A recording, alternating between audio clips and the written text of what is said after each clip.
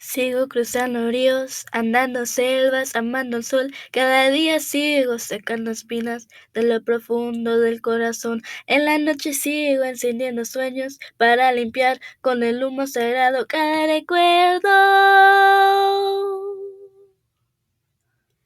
Cuando escriba tu nombre en arena blanca con fondo azul, cuando mire el cielo en una forma cruel de una nube gris, aparezcas tú. Una tarde subo a una alta loma, mira el pasado, sabrás que no te he olvidado.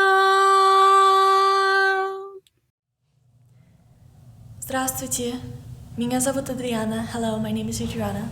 Hola, mi nombre es Nayeli. Hi, my name is Nayeli. Moni, hi, my name is Maya.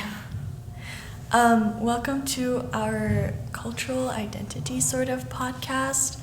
I'm going to be starting us off with my discussion of how different cultures have influenced me in my life. We're gonna take a York pause really quickly because of the airplane. Okay, so in general, I believe that allowing people, cultures, and languages, and other things in general throughout life to shape me, I believe that allowing people, cultures, languages, and other things to shape me has given me this ability to see outside of my own perspective when it comes to viewing the world, which is a really important skill to have in a world that is more and more globalized as we progress. And I wanted to kind of share my experiences as an example of why it's important to be globally minded and why I want to continue learning about other cultures and meeting new people from around the world and continue expanding my own perspective. So, most obviously, I am half Russian and half American or Western. And with Russian influence, I spoke Russian before I spoke English. I spoke Russian before I spoke English when I was younger. My mom raised me mostly, and she speaks to me primarily in Russian. So, for instance, when I went to preschool, I had barely no idea what kids were saying to me at the time. It took me a hot second to figure out how to talk to people, and honestly, it was a little bit isolating, but I figured it out eventually. I can speak pretty good English now. I grew up very influenced by Russian media.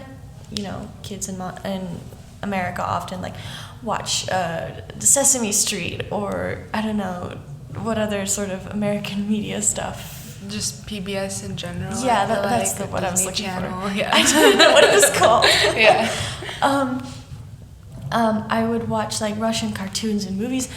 Also, commonly, I would watch Russian dubbed English movies. Mm-hmm. So at home we have so many movies that are American, but they're Russian, like The Little Mermaid, Zootopia. I don't know if you've ever seen Storks. Yes, yeah. We have all of those in Russian. Also the live action Alice in Wonderland and stuff like that. Yeah. A lot of my favorite foods are Russian, like borscht, which is the soup that everybody kind of knows about, the red one. Vinaigrette, which is also made with beets, and it's also this red beet sort of salad. Russians really like beets.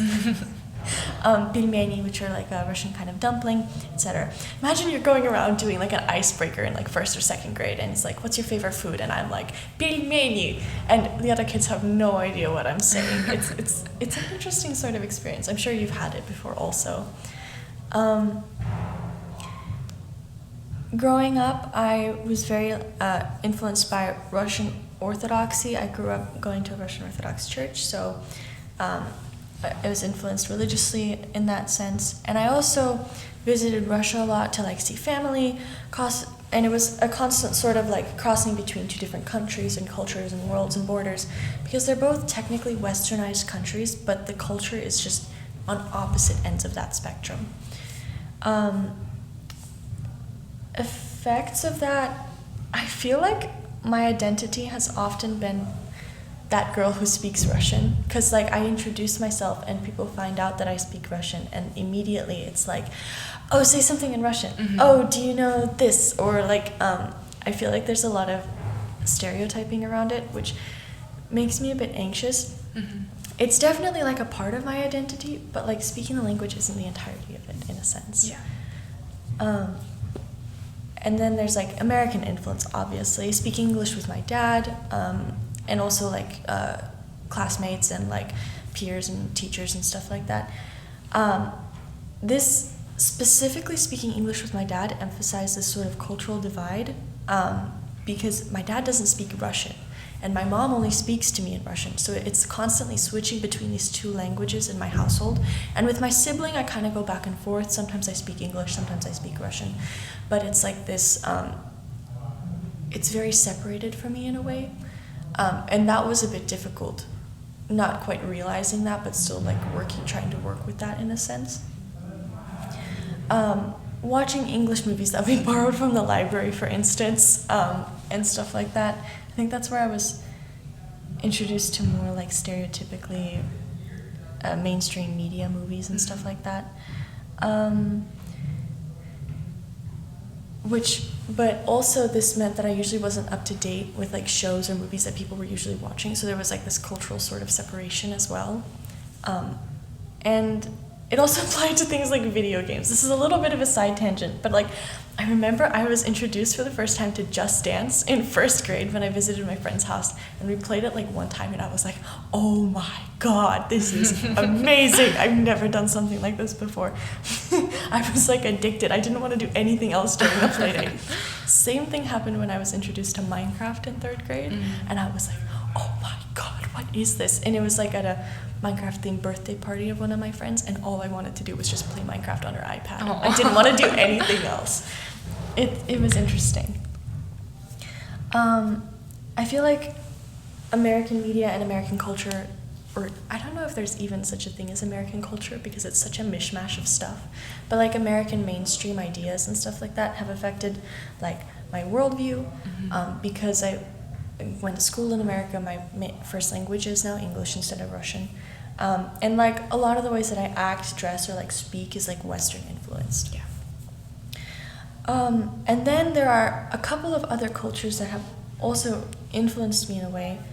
For instance, like my early life does have a lot of Chinese influence. So we used to rent a room in our house for Mies students, the Middlebury Institute of International Studies. And most of them were Chinese women. There's a large population of Chinese, Korean, Japanese people who come to study there. And a couple even had like daughters with them, so it was like the woman and the daughter. So my sibling and I would have like playmates or like friends also. And I remember different people would teach me different words, different like stories about the culture. I learned a lot about the cuisine. I remember there was the first time I ever had hot pot was with one of the women. Her name was Jamei, and she introduced my family to hot pot, and it was probably one of the most delicious things I've ever eaten. I'd often make egg rolls or like spring rolls with a woman, and I remember her daughter's name was Annie. She was really close with my younger sibling.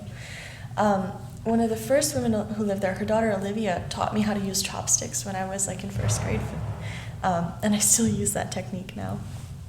And like at York as well, once I started high school, there's a very large population, or like the Chinese community is very large here.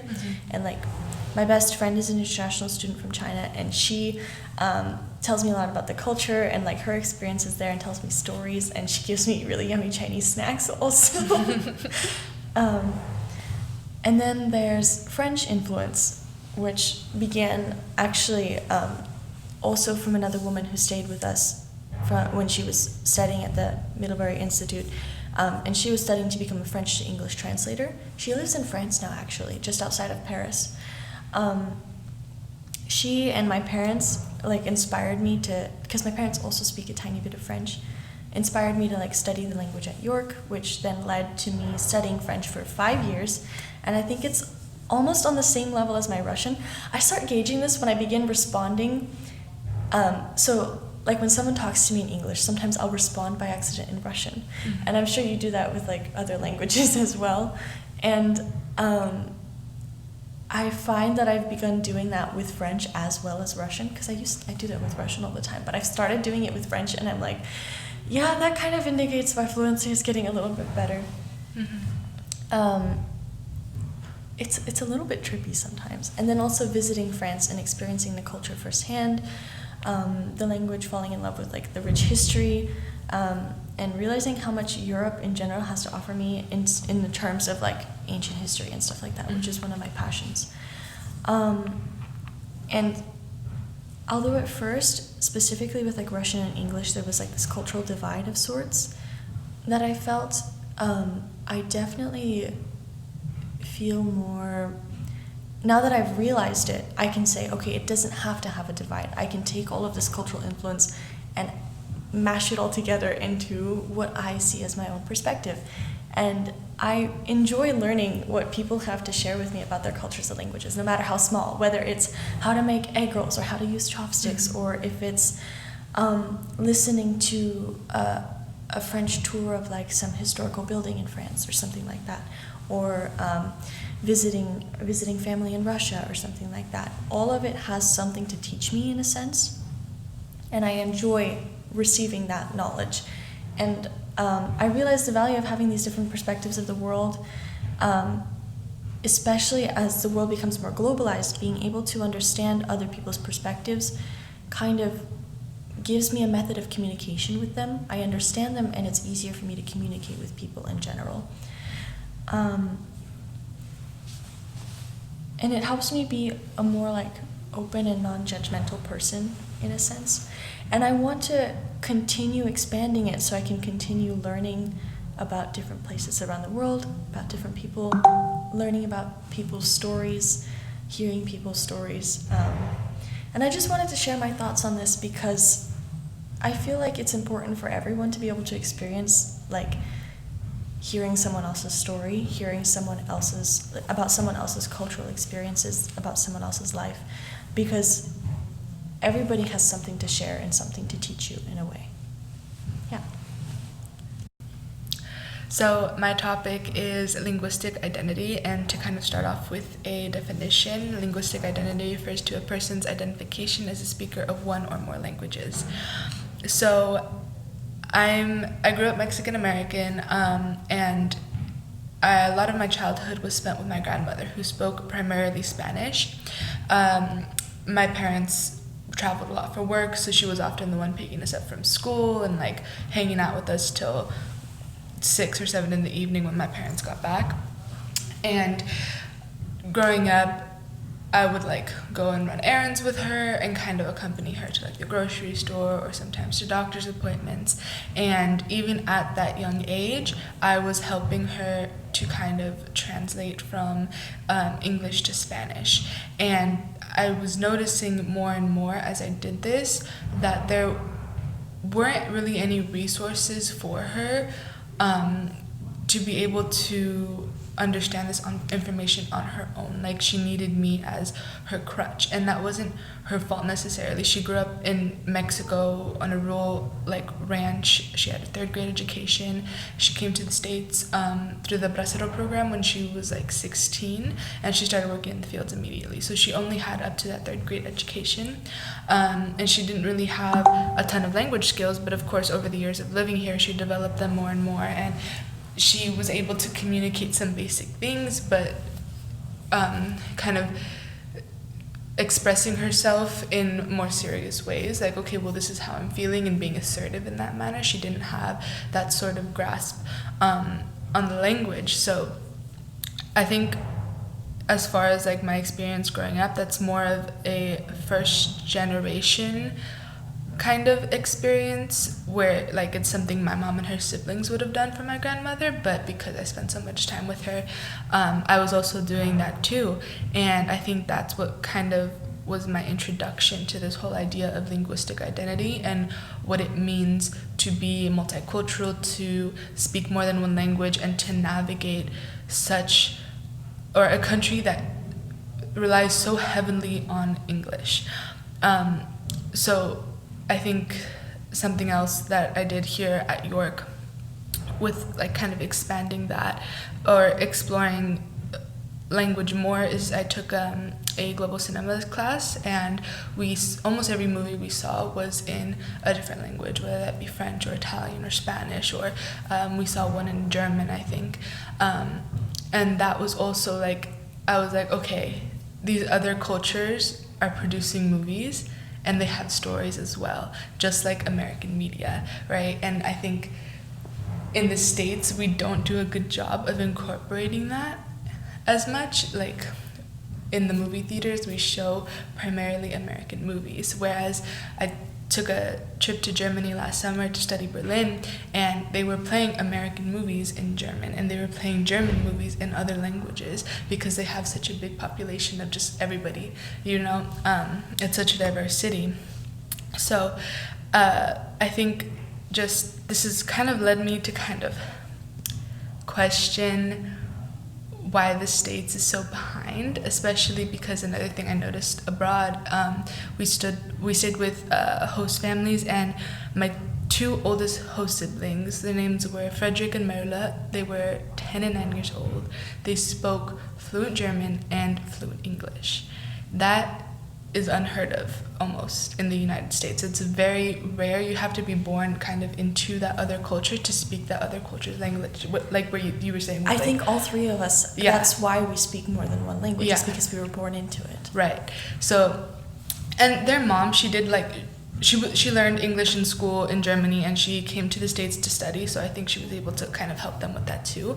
But even their classmates, like, that's a thing you do. You start learning a language at a very young age.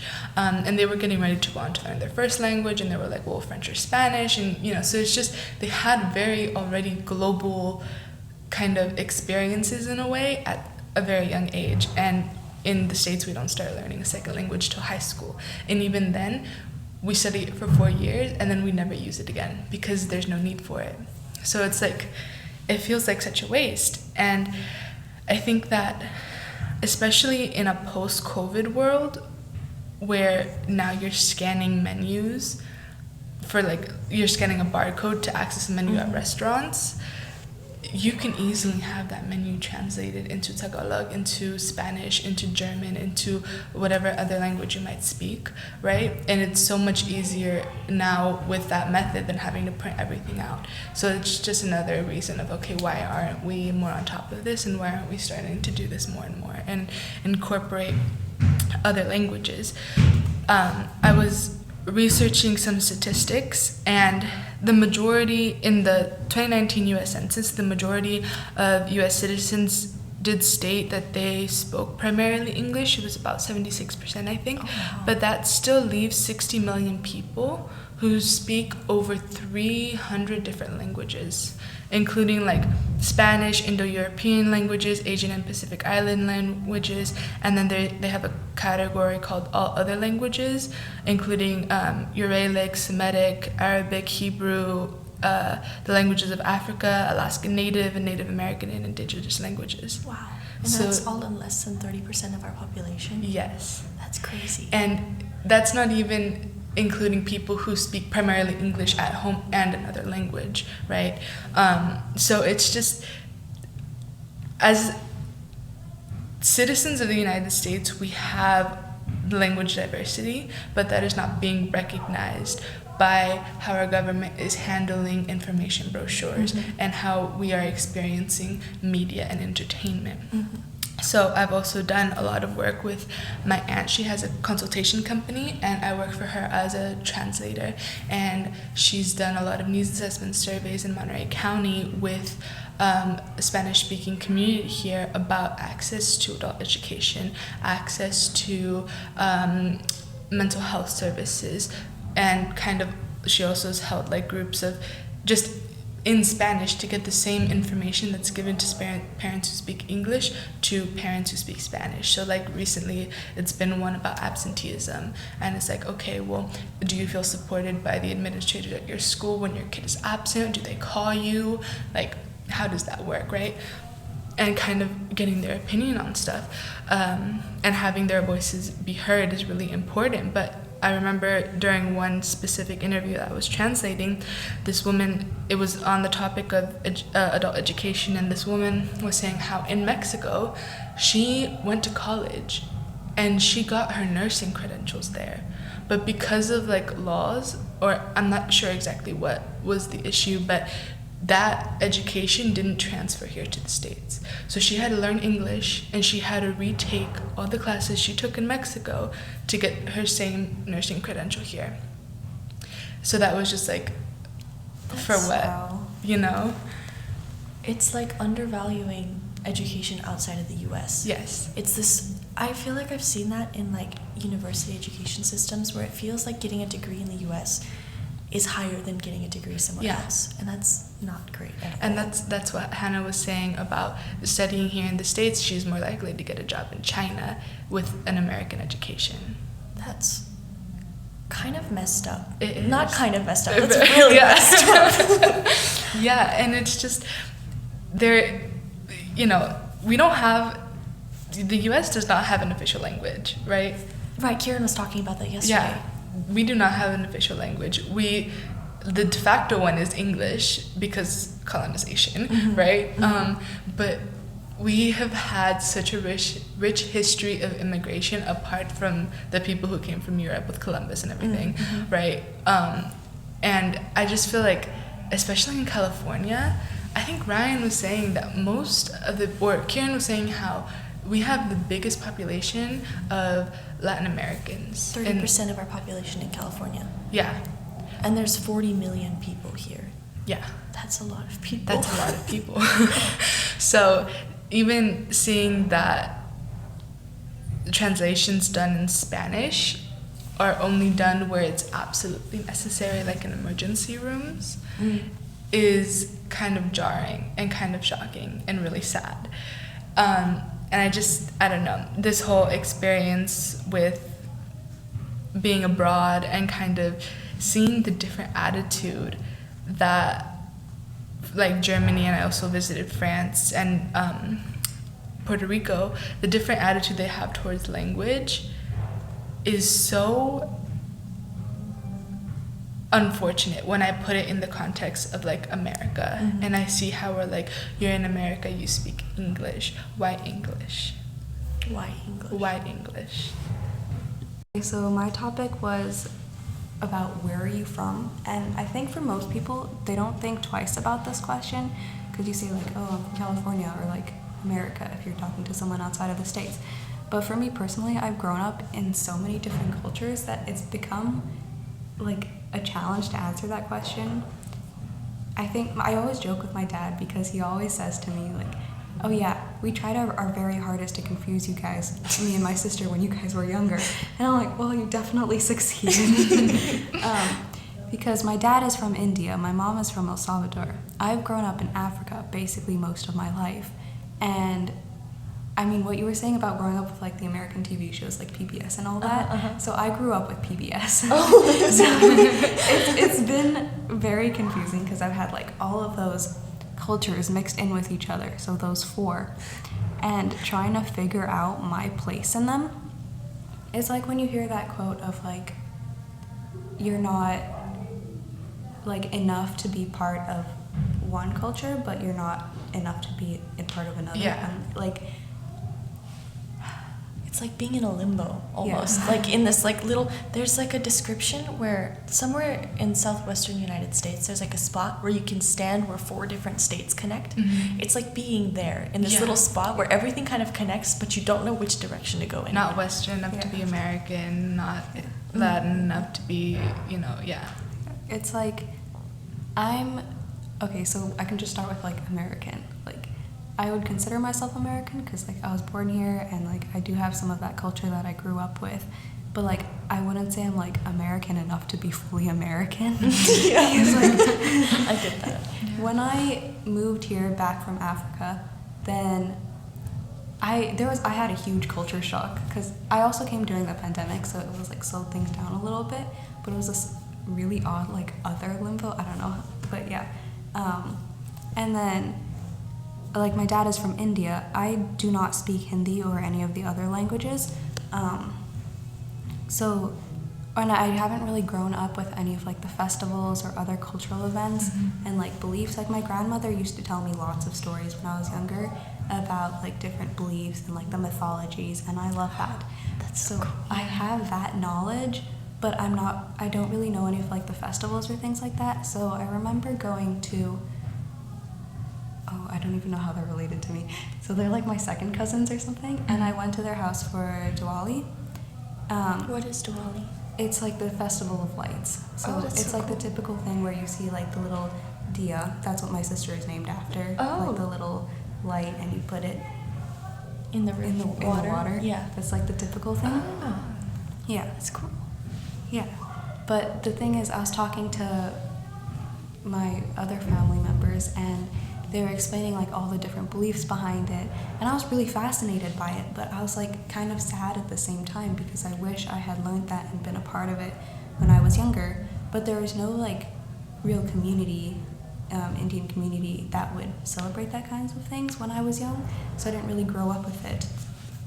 And like the same goes for my El Salvadorian culture, because like, okay, going back to the language thing, Spanish was my first language, but I grew up in an American international school in Uganda for the first part of my life, and I sort of dropped Spanish, and I've had to relearn it like growing up, and that's been really hard because like also talking to my mom's side of the family, they basically only speak Spanish, so it's like that cultural divide with my cousins and myself and my sister, because like we used to go to El Salvador like every other summer-ish, and I would have a really hard time communicating with them, and I'd be really sad about that, because I remember when we were little kids, language didn't matter as much, so we would just like hang out and play.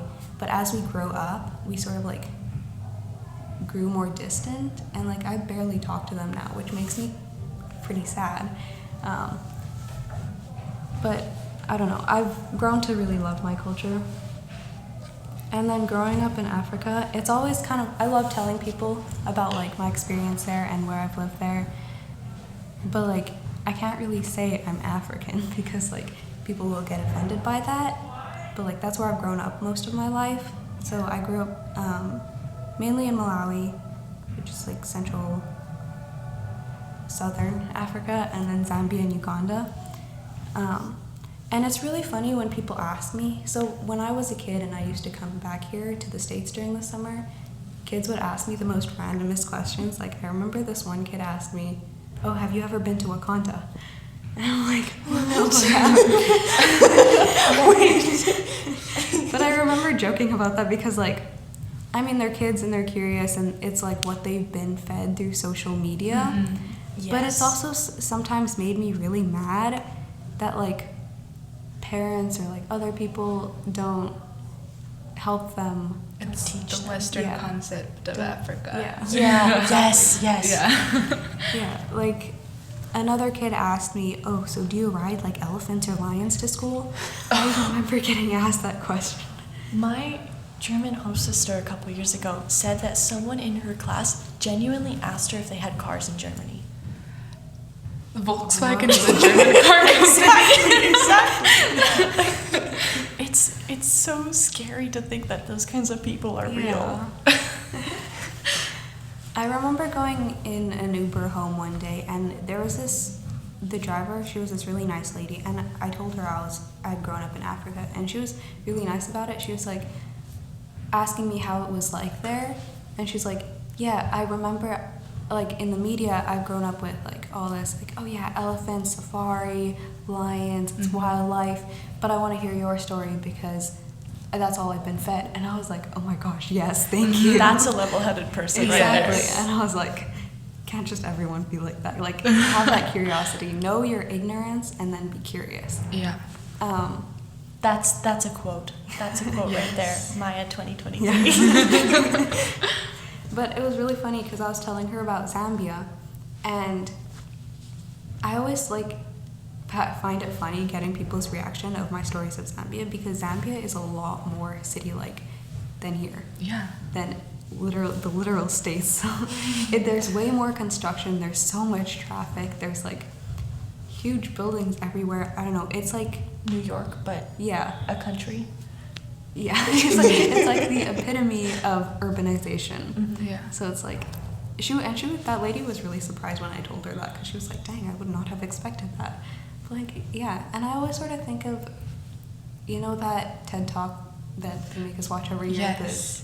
I forget her name. Achibe. That's the guy who wrote the book, but there's a woman who did a TED Talk about the danger of a single story, and she talks about how Americans have been fed this story of safari, kind of like rural, very impoverished Africa, and that's very different from the reality of it. And how it goes both ways too, because like in that TED Talk she was talking about how like she's only been fed stories about like the American perfect girl with like blonde hair and blue eyes and everything. So I found the woman. Her name is Chimamanda Ngozi Adichie. I hope I didn't butcher that. Yeah, she's the one who tells the story. Of It was a very story. powerful, yeah. Very powerful. yeah. Another thing I wanted to talk about was also like language, building off of Nayeli. So like that's another question I get a lot, is when I tell people I'm like from a lot of different places, they always ask me like, oh, how many languages do you speak? And I'm like, 3 technically: Spanish, Spanglish, and English. Spanglish. I love That is its own language. Yeah. I can speak like a few sentences or like a few words in Hindi and a few words in Chichewa or Nyanja. But like not much more than that, because in Africa, like the places I lived, like one of the official languages is English. Like most people speak English. Yeah. And like not like the locals speak English, but also I grew up in international schools. So I kind of grew up where like everyone was sort of confused about where they were from. I kind of love that. Yeah. Just general confusion. But yeah, so I grew up with like English most of my life and trying to really relearn Spanish. So I think that's kind of a funny question, because I wish I learned a lot more languages, and I'm trying to, but I was like, you know, a kid growing up in a mainly English-speaking environment. So yeah, but also, so I'm a senior, we're all seniors, but like I was doing a college visit to Oregon, Lewis and Clark, I think it was. It was either Lewis and Clark or Puget Sound. But there was Puget Sound is in Washington. So then it was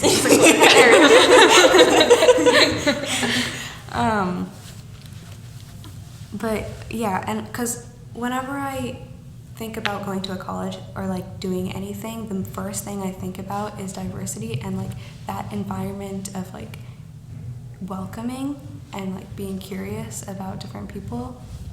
Because I'm a TCK and like third culture kid, and I think that's really important, and it's been a big part of my life. But I was trying to find like a TCK environment in that school that I was visiting, and I talked to this girl who was also a TCK. Are we gonna have Plane break. Plane break. I was expecting it to get louder. Sorry. No, you're good. And the guy who was taking me to meet her, I was like, I'm super excited to meet this other TCK. And then I saw her, and I felt really bad after, but I was like, oh, the first thing I thought was, oh, she's white. And I feel so bad about that, because she was telling me that she grew up in South Africa, and I know, like, there are a lot of white South Africans, because, like, British colonization and all, but, like, that's their home now. And I was talking to her about it, and it was really cool reconnecting with someone who also has that experience. But then after I left, it really got me thinking, because it's like, okay, for me, I'm brown, so people see me and they're like, oh, they have like some like mixed culture or something. But like, I was thinking about her and like how it must be kind of harder for her in a way, because she like looks American, and then you have like people who just assume she is, but she can't really connect with them because she's from a different culture. But then like people like me who are mixed may have like some prejudices against her, because they may not like believe her because she's white or something like that. Like I remember that happening to a few of my friends in Malawi when they moved back to either here or the UK. Some of my friends moved there. So it's like a different kind of suffering, but it's still important to recognize. Yeah, and I think now I've mostly just grown like really proud of my culture, and I love talking about it. And if like the people around me know, I always try and like show it off by wearing like different really cultural earrings, and like things like that. Earrings are so cool. Yeah. Thank you. And Yeah. your skirts also. I think it's a really important thing to recognize. And then, okay, this is getting kind of long. The last thing, when I went to study abroad in Spain last summer, I had a lot of conflicting feelings because they speak Spanish, right? So I grew up in love with the language Spanish because that's what my maternal grandparents spoke, and I found it a very nostalgic, very beautiful language. And then I went to Spain, and right after Spain I went to Guatemala and Honduras, and I had this internal conflict because I love Spanish and I grew up with it. But then when I went to Guatemala and Honduras and I met like more of the Mayan culture, they spoke different languages. Yes. And I was like, they spoke different languages and like Spanish also, and I felt so conflicted because like Spanish is a beautiful language and I grew up with that, but the thing is, for me, for my family, because I'm part Mayan, it's like the language of the colonizers. Yeah. So I didn't know how to feel with that, and I'm still struggling with that, but I like hope to learn some other Mayan languages also if I can. But I think that comes with the idea of letting yourself becoming globalized and claiming the language for yourself in a sense. I don't know, I feel like even like accent-wise, Spanish in Southern America has changed from Spanish in Spain. And I feel like that in itself is a kind of way of reclaiming the language maybe. I don't know, I don't speak Spanish, but that's... Yeah, I met a kid from New York who, his mom was from an indigenous tribe in Honduras, I think. And a lot of the words that he used that he considered Spanish were in her native language. But he incorporated it as a way of speaking Spanish. So his word for cake wasn't pastel, it was something else, right? And his word for like straw. And this is also true with like, one of my other friends who I met abroad is from Florida, and she doesn't call straw popote, she calls it something else, right? So even like throughout different Latin American countries, the kind of dialects that are spoken is a way of reclaiming it. But I also think that there is a lot of racism that's not talked about in those countries. Yes. Where if you have pale skin, you are favored, and you are kind of looked down upon if you don't speak the colonizer's language, right? So it's just like there's still that element to consider. And I think that's why it's so important to spread the message to be proud of your own language and be proud of your own dialect and be proud of your own cultural background, because you are not defined by the actions of the people who came before you. You have your own path to make and your own way of claiming yourself, your culture, and your language. And that's hopefully something that we can kind of get across in the podcast as well.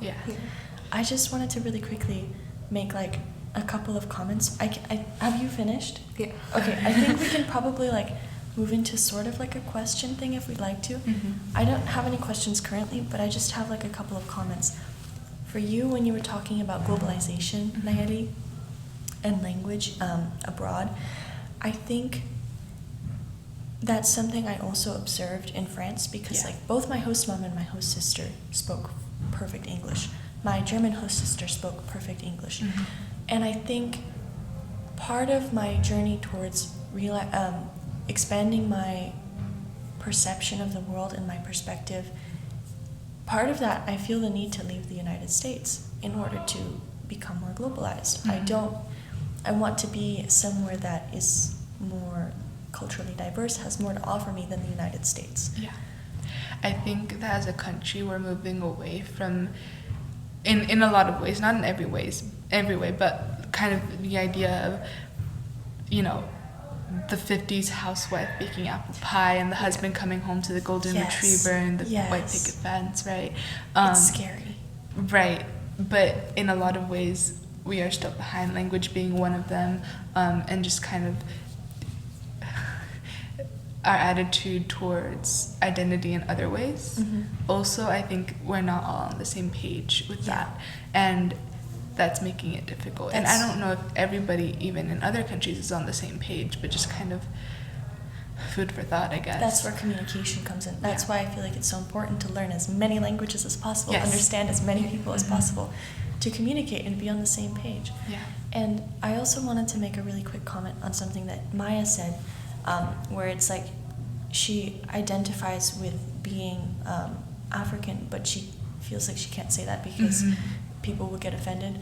I feel like that's a really big problem in general of like assuming based on the way someone looks that they can only be from one certain place.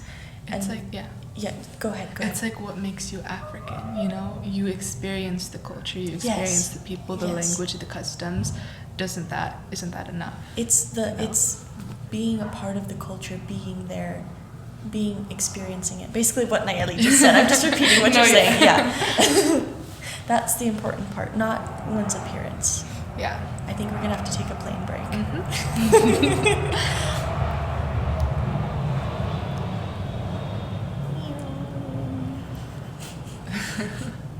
In terms of questions, I'm not sure if I don't know. It was very interesting to hear like both of your experiences being abroad, whether it be living there or visiting or studying there. But I think, Adrianna, like you talked a lot about your media the media you were absorbing when you were younger being in Russian, and kind of how do you think that can get to a bigger scale where more media like that is accessible? Like, how did you get, it's not necessarily like original stories, but like dubbed movies where it's dubbed in another language. That was a big thing and still is a big thing in a lot of what I watch at home. And I guess it's just like, I think I got lucky because my mom is a first-generation immigrant from Russia, right? So she is the one who brought all of this to me. She's the one who brought me the Russian stories and the Russian movies and the Russian dubbed American movies. That's a mouthful. But it's like, it needs to become more accessible to people who aren't born into the culture or language. It needs to become more mainstream, and somehow people have to begin raising awareness of this, that English is not our official language, therefore we should raise awareness of other languages. I remember going to like Blockbuster when I was younger. What's Blockbuster? It's like you can go there and you can rent movies. I grew up with Redbox. Is it similar like Redbox? It might be. I remember it's in Salinas where Buffalo Wild Wings is now, and they got rid of it like years ago. But I remember going there, and I don't remember seeing a section with like international movies or even movies that were like in Spanish, right? So it was just. But Salinas has such a big like Hispanic community. Yes, and we have like so much history with like the farm workers movement and everything. It's just like, I don't remember that being a big thing, and I don't remember like being able to go with my grandma and have her pick a movie that she could understand. So a lot of the time she would like watch Disney movies with us, but she would watch them in English, and she would try and get the jokes, and after like her 6th time of watching it, she'd like laugh on cue on her own accord because she started to understand. But it was just like a process to get there. There weren't even subtitles? I'm sure there must have been, but like also she doesn't have like tech savviness, you know? Yes. So, and we were kids, so we were like, well, I don't know how to do that. Fair. But yeah, so. Do you have any questions? I mean, I have a comment. I think it's really interesting, like, about the media, like we're talking about media, and also when you were talking about media earlier. I feel like it's not only language, and I feel like that's a huge part of it, but it's also like culture and like inclusivity, because I feel like that's a real issue. Because like even with the new live-action Little Mermaid movie they're making.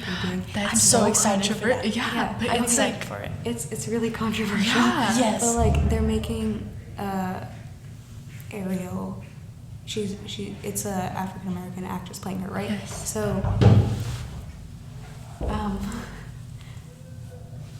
okay, there's been a lot of controversy over that, but also I've heard people like saying, which I really agree with, that it's like, okay, that's like one step, and I'm excited to watch it. But like, Yes. the thing is, the goal is not to put different race people into American films. It's to make new films that are like Yes. That's a good point. representing those We stories. still don't technically have an African princess in Disney movies, or really even a South American princess. We have the Encanto movie, but she's not like a princess per se, right? And I remember being like a kid, that's always what you gravitated to. Like, you didn't want to be Jessie, you wanted to be Cinderella, you know? And so like, I get what you're saying about like incorporating, yeah. We need more princesses that represent communities that live in the U.S. and experience multiple cultures in the U.S. in a sense. Not just like characters who are maybe people of color but are so influenced by American culture or something like that. I feel like people of multiple communities need more representation, in a sense. Muchas gracias. Thank you, Adrianna, Nayeli, and Maya, for your candor, thoughtfulness, and nuanced reflections. Your beautiful storytelling underscores so eloquently and naturally why a single story is just so dangerous. Through your multifaceted storytelling, we were reminded of the concept, as you shared, quote unquote, the danger of a single story that was popularized by Nigerian author Chimamanda Ngozi Adichie in her 2009 TED Talk. And as you shared so well, this concept refers to the idea that if we only hear or believe one perspective or narrative about a person, group of people, or culture, we risk creating a limited and often inaccurate understanding of them. Muy bien dicho. Well said. You also offer us insight into what it means to occupy a quote-unquote third space. And this is a concept developed by Harvard linguist and cultural theorist Homi Bhabha, who argued that the encounter between different cultures and languages can lead to new forms of hybrid identity that incorporate elements of both cultures, rather than just a simple clash between two opposing cultures. And your experiences also reminded me of another third term called third culture, which was actually coined by one of my mentors, UC Berkeley linguistics professor emerita Claire Crampsch, to describe not a fusion of original cultures, but a new cultural space that is created through the interaction of individuals involved. And this new culture is neither fully one culture nor the other, but a mixture of the two, with unique characteristics that emerge from the encounter between different linguistic and cultural backgrounds. All of you, I am so proud of you, with your unique characteristics, cultural experiences, cultural capital that you bring. I am honored and humbled to witness and hear your stories, and I hope our audience feels the same. Muchas gracias. We will now segue to our next series with Maddie and Annie. Bienvenidas. Hasta la raíz, y por más que crezca, vas a estar aquí. Aunque yo me oculte tras la montaña y encuentro un campo lleno de caña, no habrá manera, mi rayo de luna, que tú te vayas.